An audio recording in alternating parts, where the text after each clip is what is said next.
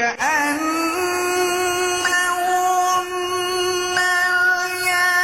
الياقوت والمرجان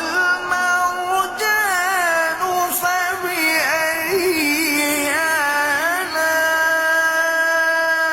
آلاء ربكما تكذبان هل جزاء